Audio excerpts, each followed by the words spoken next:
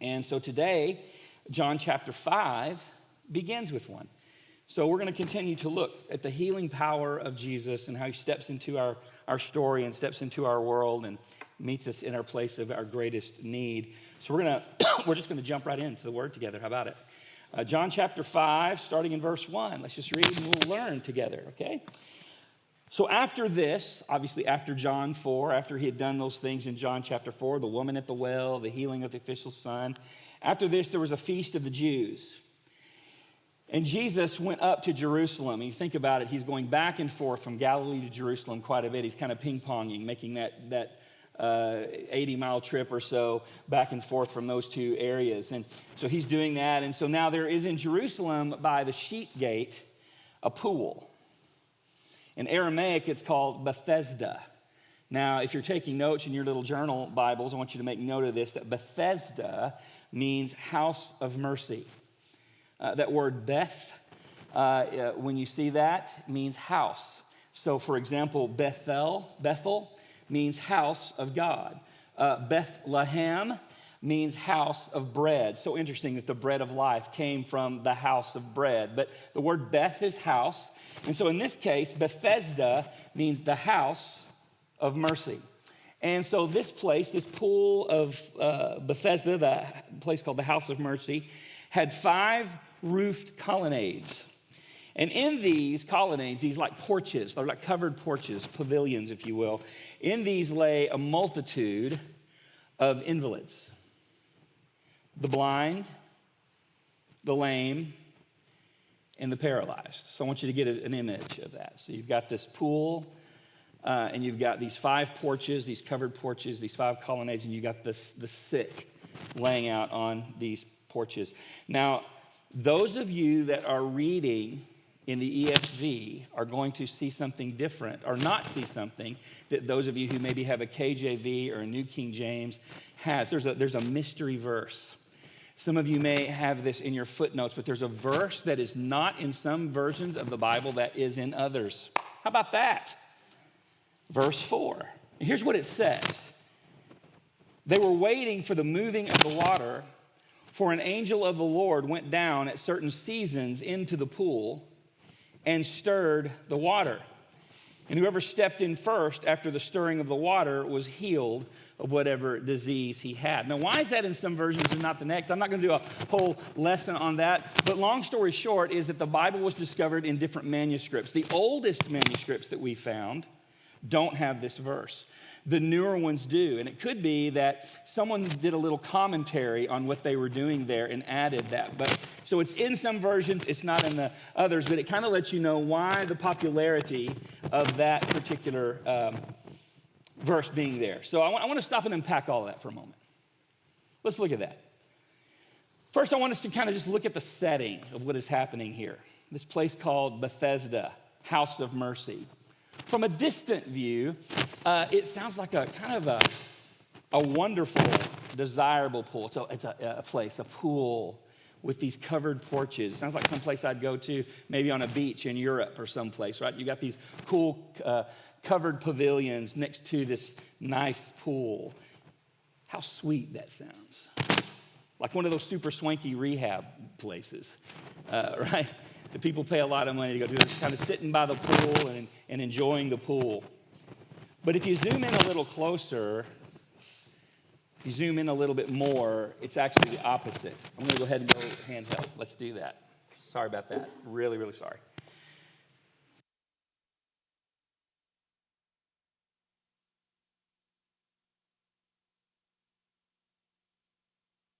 Can you hear me good? Can you hear me okay?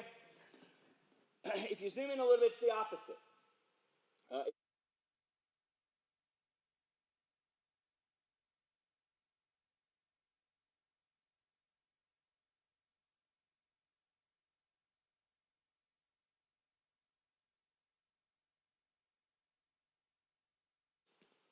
first you don't succeed. Try again. Is it working? All right. It is as the Lord wills. Okay. It's not as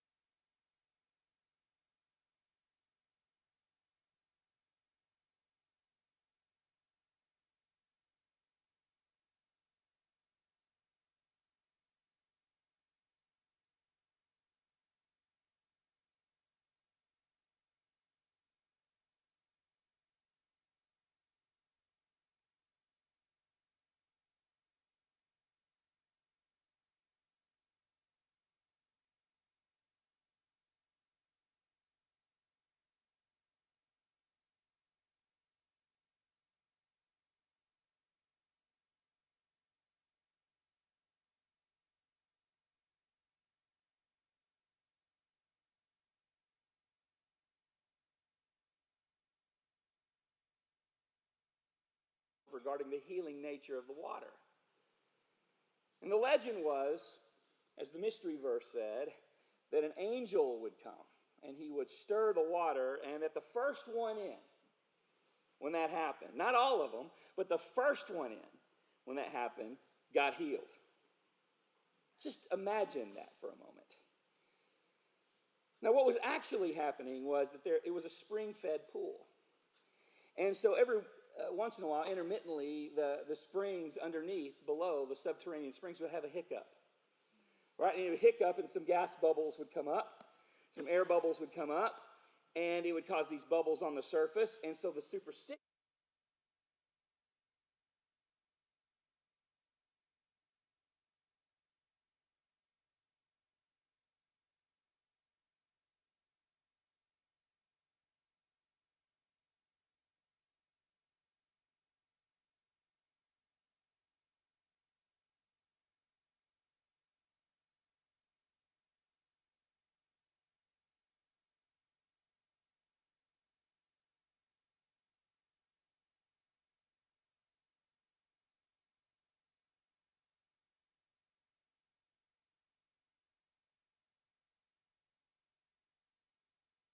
tell them when I'm going to do it. So that kind of tethers them to the place because they don't know. It's not like they can't time it like Old Faithful.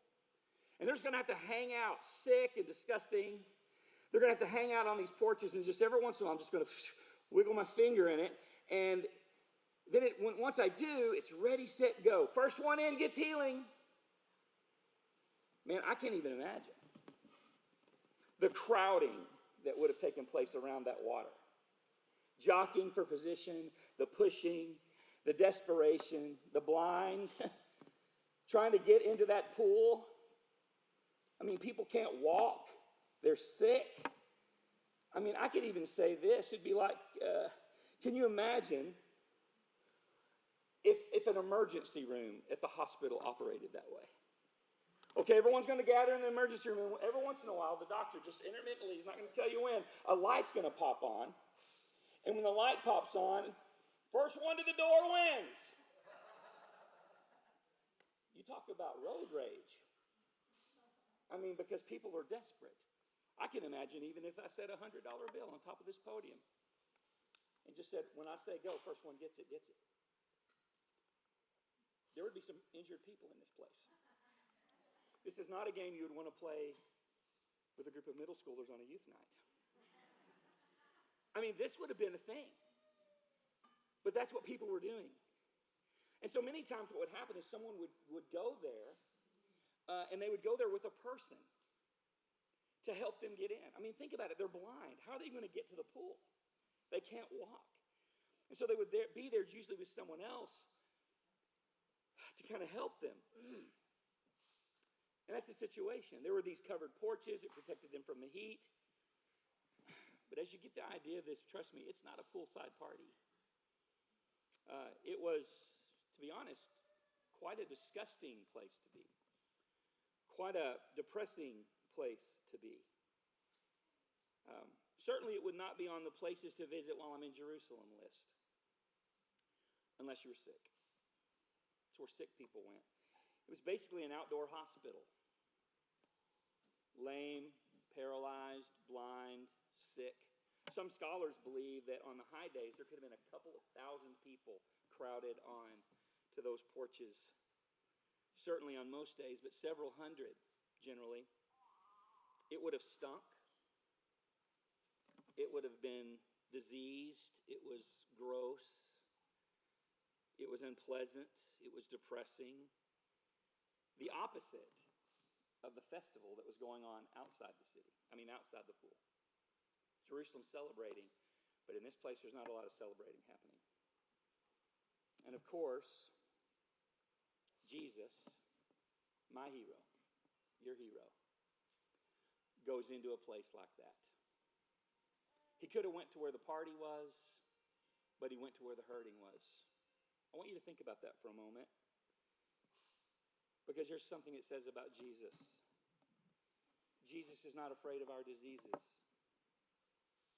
Jesus is not put off by the smell of our decay, the disgust of our fallenness, Jesus steps into even those places. And that's good for us to know, isn't it?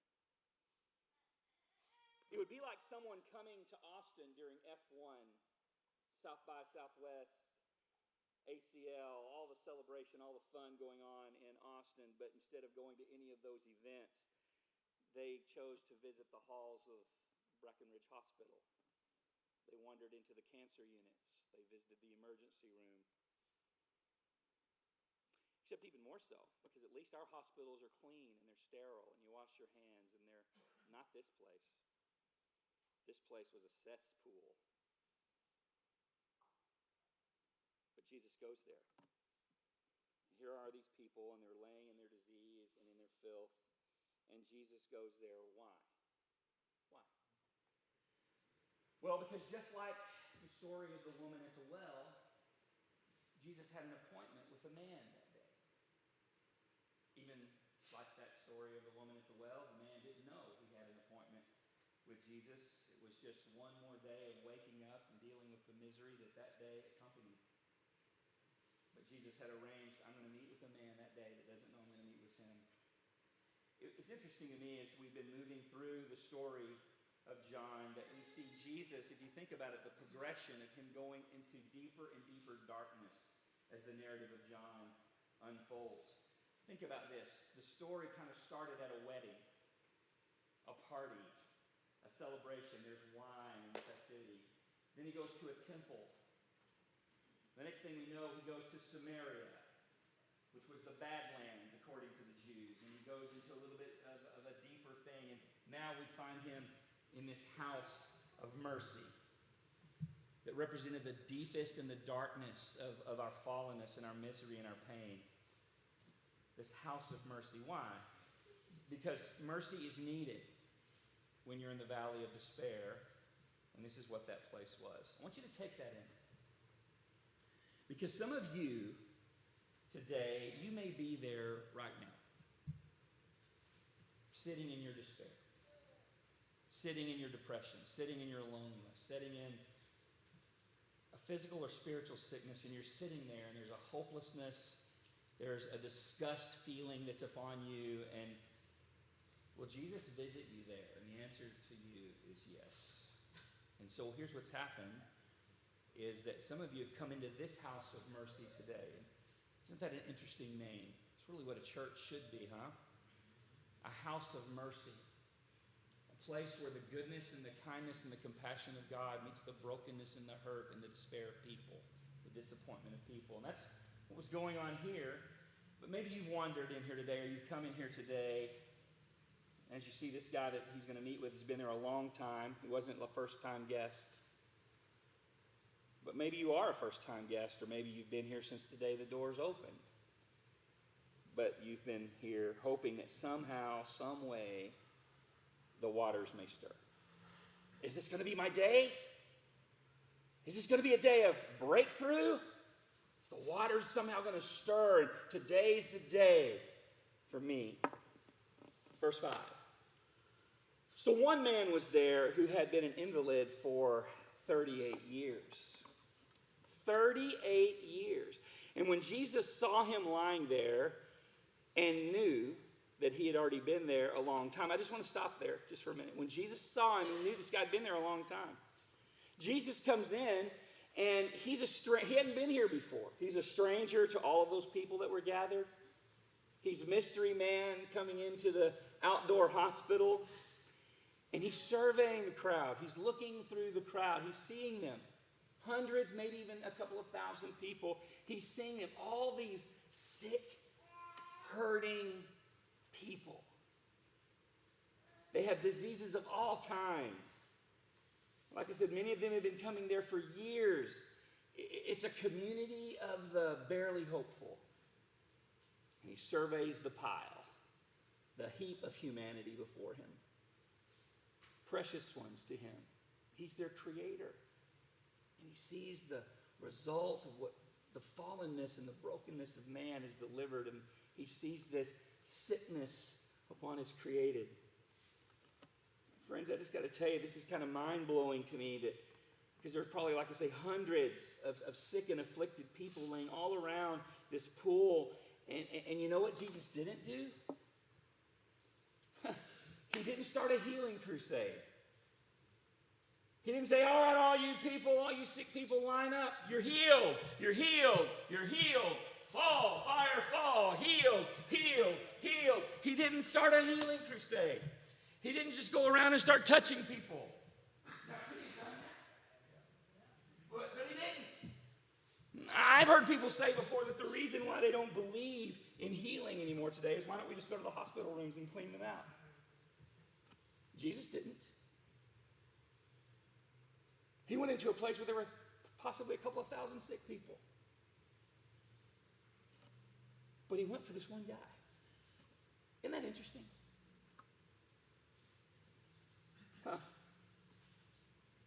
He visited one man. He went up to one man who wasn't even looking for Jesus. A man who didn't even know who Jesus was. And Jesus walks up to this one man in this hospital. I can see Jesus. Let's see. Where is he? Where is he? He's somewhere. I have an appointment with him. I know he's going to be here. There he is. There he is. And his eyes land on this one person. A man who, for almost 4 decades, had been in this miserable condition. If you're 38 years or younger, stand.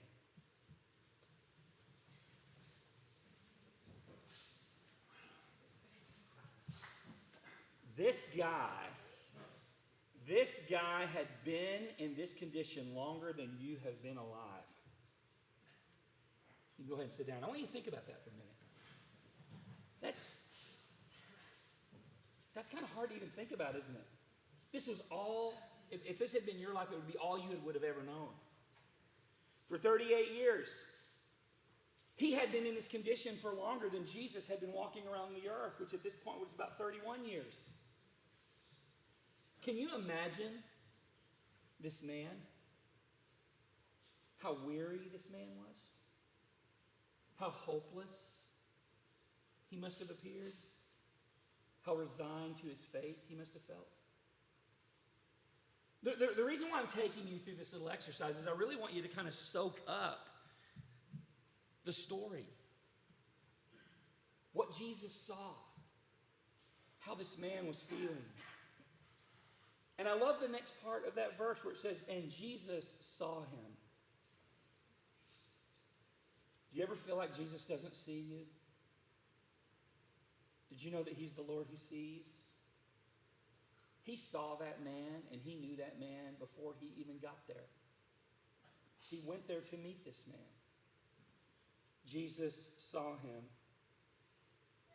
Now there's a principle here that I don't want us to escape from seeing.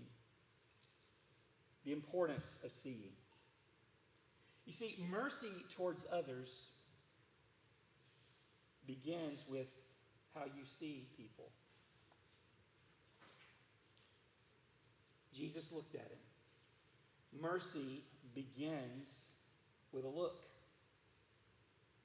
In Matthew chapter 9, Jesus said this. It says in verse 36, when he saw the crowds, he had compassion for them because they were harassed and helpless like sheep without a shepherd. And he said to his disciples, the harvest is plentiful, but the laborers are few. Therefore pray earnestly to the Lord of the harvest to send out laborers into the harvest. Jesus saw the crowd. He saw people. He sees us. And it says that he had compassion when he saw the multitudes. He had compassion when he saw this man. They were like sheep, he said, without a shepherd. They were weary. They were scattered. And when Jesus saw them, he had compassion. You see, mercy towards others begins by how you view people. How do we view people? If we're to be playing follow the leader and Jesus is our leader, do we see people? Can I be honest with you? I don't always view a crowd with compassion. Sometimes when I see a person on the side of the road begging for food, I maybe judge why they're there. And I make unfair conclusions. I sometimes am guilty of viewing a group of people, a crowd of people, like they're a nuisance rather than an opportunity. What are they doing here? That's my human nature. That's me in the natural. But what happens when I'm filled with Jesus? I see people differently. 2 Corinthians says a little bit about that. He said we used to view people from a carnal point of view, but now we see things from a spiritual point of view, and we see people as an opportunity for help, an opportunity for mercy. If I take a step back and I would just ask my own heart the question, how would Jesus view people? My perspective would change, wouldn't it? And by his grace and the work of Spirit in my life, I could decide to begin to see people differently and have a heart of compassion.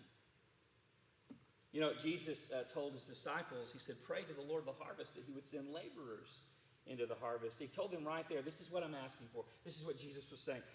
Because he's the Lord of the harvest. He's saying, ask me to send you. Beloved, he's inviting us to be our own houses of mercy, where we see people, we have mercy on people, and we look at people differently. And I just got to say, I want to be the answer to God's prayer, send out the laborers. I want to see people differently. I need to see people differently.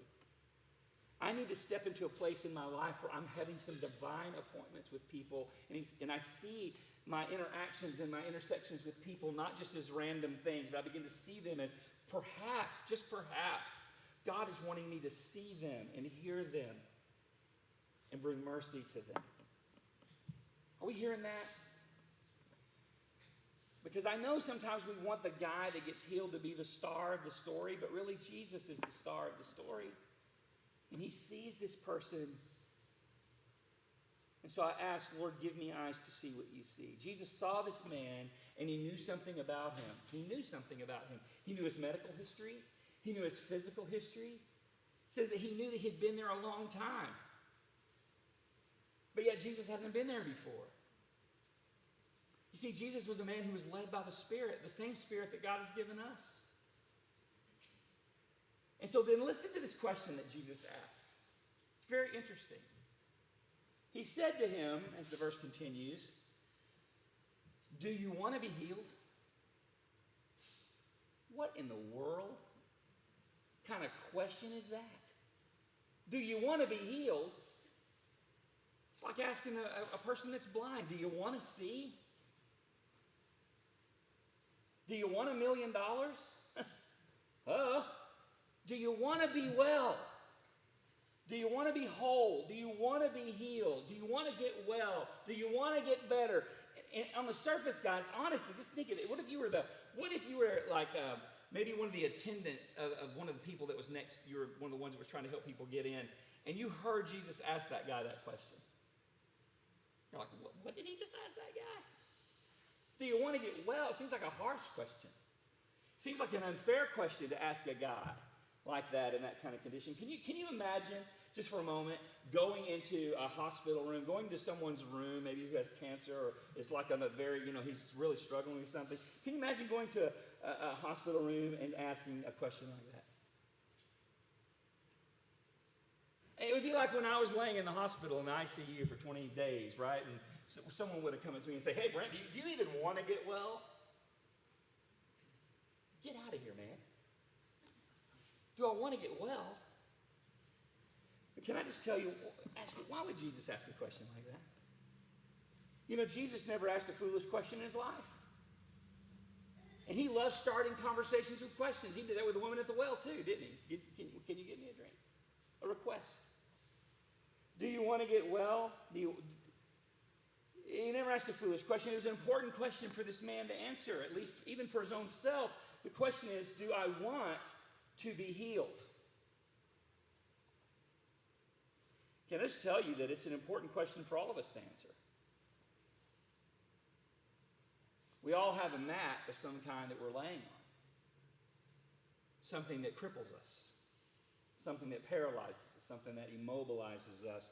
And so Jesus just asks us the question, do you really want to get better? I know people today who don't want to be healed. They don't want to receive divine help in their problems. They don't want to be helped out of their weakness. They love their weakness in some ways. They love their helplessness. They're identified by their crippledness, their sin. It's become a part of their identity. I love to be the victim. I love to have a story and tell other people how other people hurt me. As long as I can lay here in my victimhood, I can get people to feel sorry for me.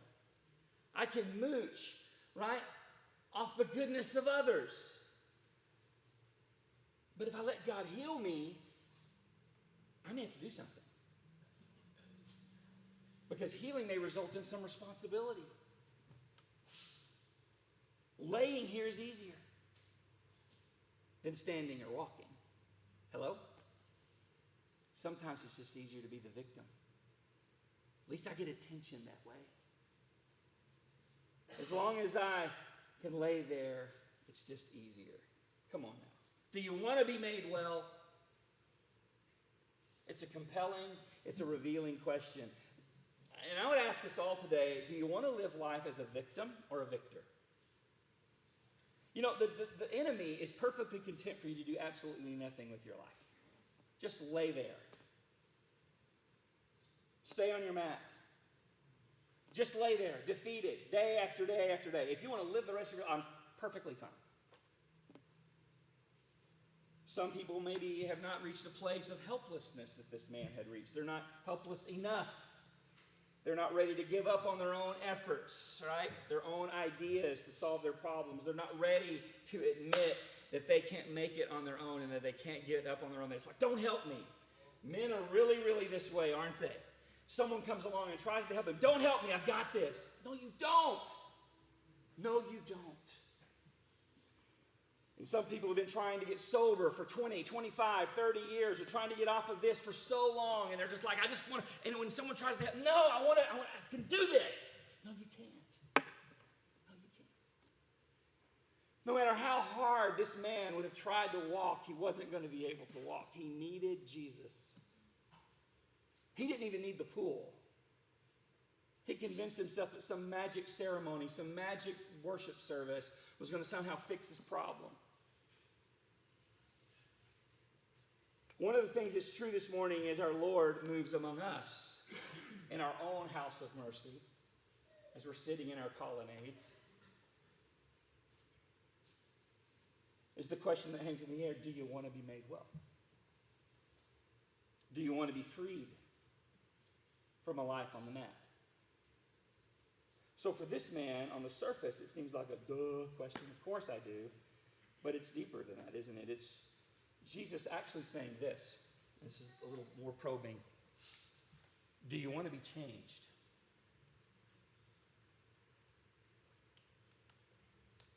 Do you want to be changed?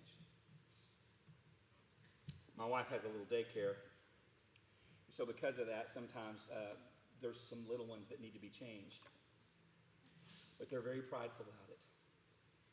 Everyone in the whole house knows they need to be changed. But they won't admit it. Nope, I'm good. No, you're not good. And can I just tell you that so many believers, people, can be that way. Everyone around you knows the smell of death is on you.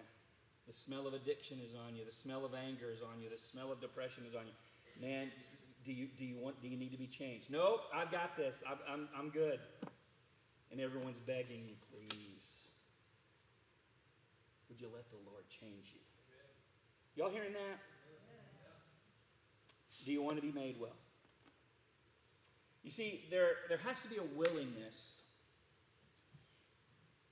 in you for Jesus to change you. He gives you that opportunity to admit your need.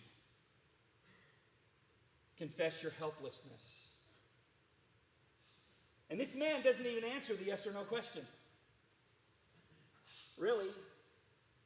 He begins to make excuses as to why he's not healed. Look at verse 7. What does he say? Jesus is just asking him, do you want to be made well? A simple yes or no will do, sir. Verse 7, the sick man answered him, sir, I don't have anyone to put me in the pool of water when it's stirred up. And while I'm going, another person steps in front of me. Now, listen to what he does. He says two things. The first thing that he says is, I have no one. In other words, the reason I'm in this position, the reason I'm in the shape that I'm in, is because I don't have anyone. I don't have anyone to help me. Gosh, I think about this. What a sad statement. It seems that maybe other people on the colonnades had someone there with them that would help them try and get in the water. But this guy had no one. No one in his life that was trying to help him. And I wonder if that had been true for the whole 38 years. I wonder if maybe he had for years maybe friends that were trying to help him, but after 38 years his friends have kind of given up and said, this isn't going to work. Maybe he's exhausted his list of friends. Maybe people aren't returning his phone call, right, when he's asking them for help. But he's got no one. He's living this life. 38 years is a long time. Maybe his friends have given up. Now he's alone. I wonder if he maybe just never even ever had anyone. There's just no one there. Either way, when I hear that statement, when I hear another human being say, I have no one, it breaks my heart. I have no one. That's the first thing he said. The second thing he said is, sir, I've tried, but every time I try to move to the water, every time I try to make progress, someone comes in before me and cuts me off. You see, God, it's not completely my fault. It's all these other goofballs around me that won't give me a chance to get in the water. People are cutting me off. And so whether he says, on the one hand, I have no one, but the people that are all hanging around here are cutting me off, this man had some human issues. He had some relation issues, didn't he? As well as physical issues. He was alone, and the people he was around didn't give a rip about it. And actually, they were in his way, and so he's revealing that there's some pain here. And we find in his answer that his mat was not just a mat of infirmity. It was a mat of isolation. It was a mat of disappointment. It was a mat of regret. It was a mat of loneliness. He just felt stuck there. When I think about this guy, I contrast him with the guy in Mark 2. You know that story where the guy he was also on a mat. He was a paralytic in Mark 2, and he had all these friends that were carrying his mat to Jesus. And when they got to the place where Jesus was, he couldn't get in the building. And so somehow his friends took the whole day, right, pulling him up on the roof. Now, can you imagine this, getting this paralytic guy, their friend, up on a roof, and then tearing a hole in the roof, and then lowering him down to Jesus. And Jesus heals this guy, and Jesus says something really interesting to this man. He said, your friend's faith has saved you, has healed you. You talk about polar opposites. Here's this guy that has nobody, and this guy had so many. I want you to think of that contrast of the two men when he's saying, this guy in this story saying, I have no one, and everyone else is getting in my way. But yet the man came, 38 years. He had a spoonful of hope, but a mountain of hopelessness. Scripture tells us that a hope deferred makes the heart sick. And I would imagine that when this guy first started coming to this pool, maybe he had heard about it, he was kind of excited. Oh, there's a chance. Let's do this. He started coming to the pool. His hopes have been higher, but over the years, his hope has just been dying a little more. It's like, I have enough hope to come here, but if I'm being honest, I feel alone. I feel like I'm at the back of the line. There really isn't a lot of hope for me. This is just kind of my place. This is kind of my routine. My expectations for anything to change in my life are low. Could that be anyone in here today? Man, you've just been coming to church. You've come into the pool. You're hoping that something happens. You've come to this house of mercy. You're wanting for some magic moment to happen, but mostly you just feel alone. You feel alone in your weakness. You feel like everyone else is getting it before you do. Verse 8. Jesus said to him, get up. take up your bed, walk. 3 brief commands. Get up, take up your bed, walk. What'd you say to me? Get up. Get up. Dude, I don't know who you are, but don't you understand? My legs don't work. How can you ask me that? How rude can a man possibly be? Get up. How about you just pick me up and take me to the pool, okay? Wouldn't that be better? Get up. Is that the best you got, man? You must not understand how many times I've tried to stand up and have fallen down. Do you just not get it, dude? Get up. Picture yourself there. Person, you're visiting that friend next to this guy who's in this miserable condition. You're hearing this person if you hear the conversation, hey, dude, you want to get better? Well, man, I don't have anyone to help me. Well, just pick up your bed and get out of here. Man, at this point, I'm tempted just to reel around and lock eyes with this guy. Say, what's your problem, man? That's about the cruelest thing you could ever ask a person to do. This isn't a joke. His sickness isn't a joke. His paralysis isn't a joke. But can I just tell you, this is where faith begins.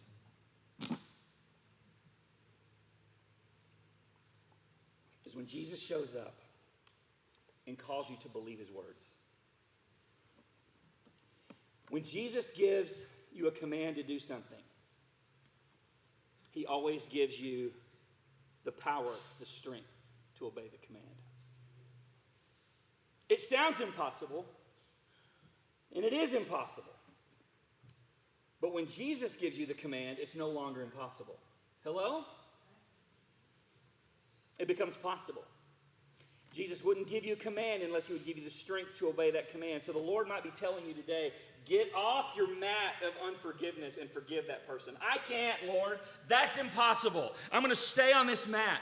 God's going to give you the ability that you need to have to forgive that person. Love that person. I can't, Lord. I can't love that person. I didn't ask you to try to muster up a feeling. I'm telling you to do it. Step out in faith and do it. It's not about how you feel. It's about what did Jesus say, and am I going to obey a seemingly impossible command? Because when I obey, it becomes possible. Does this make sense? All throughout Scripture, we see stories like that. He comes to Moses, and he says, Moses, lead my people. I can't. I stutter. He said, who made your mouth? And he calls him to do what he didn't think he could do, and he gives him the ability to do it. How about Peter? Get out of the boat. Now that's impossible. People can't walk on water unless Jesus says it. Are you hearing what I'm saying? How about even bigger? Lazarus, come out of the grave. Dead Lazarus can't even say I can't. That's how helpless he is until Jesus spoke. What is the Lord telling you today? What mat is Jesus calling you off of today that you might be saying, I can't do that. Get up. Get up. Stand. So the first command was to get up. The second one was to take up your mat. What is your mat? What is that mat for you? What does this mat represent? This little thing that we're laying on. It's become a symbol, right? Kind of a symbol of our brokenness, our hurt, our unforgiveness, our anger. What is your mat today? Is it a bed of anger, a bed of disappointment, a bed of unforgiveness, a bed of addiction, a bed of shame, a bed of guilt, a bed of depression, a bed of fear, a bed of loneliness, a bed of hurt? a bed of impurity, a bed of sin, a bed of secrets? What bed, what mat have you been lying on? Jesus says, get up, pick that thing up. You're not going to be laying down on it again.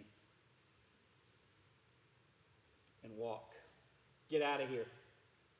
This place is not for you. Stand up and walk out of here with your mat, with your testimony. So from now on, it's no longer a symbol of what I am. It's a symbol of who I used to be that God set me free from. And so I carry this now. I was addicted to this. I used to be angry. I used to be a person of unforgiveness. But I've taken it up and I've walked out of that place of being stuck. I've walked out of that place of misery. It's now no longer a symbol of shame. It's now a symbol of victory. It's like a trophy of a giant in my life that has been dealt with by the almighty word of Jesus Christ. Amen? Amen. Let's land the plane. It's a good story, isn't it? But when he first gives the command, it's like, Jesus, would you just get a clue? If it was as simple as you say, this man would have done it a long time ago. But there's something different about this day.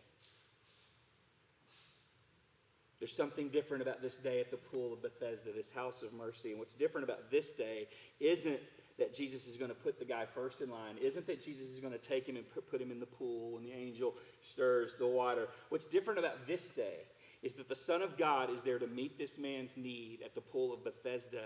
And when the Son of God speaks, it's a different day. It's a different day.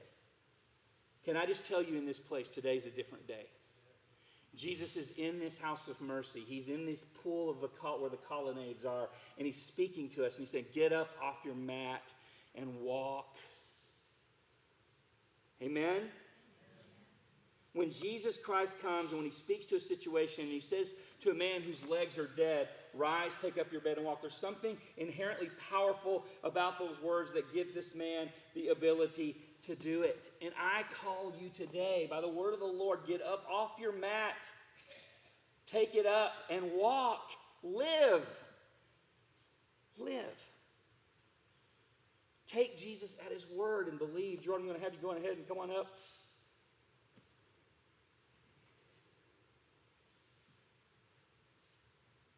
Beloved, there was something wonderful at that moment that prompted the man to say, I'm going to trust it. I'm going to give this a go. I'm going to believe the word that this man speaks to me. I can believe it or not believe it, but today I'm going to believe it. And there was a battle that had to be going on in this man as he was laying at that mat. And his battle is his crisis of belief. Unbelief would say, you've been here 38 years, you're not getting up out of this. But belief said, you know, that the bed that has carried me for 38 years, now I'm going to carry that bed. And then we come to verse 9. And at once, the man was healed. And he took up his bed and walked.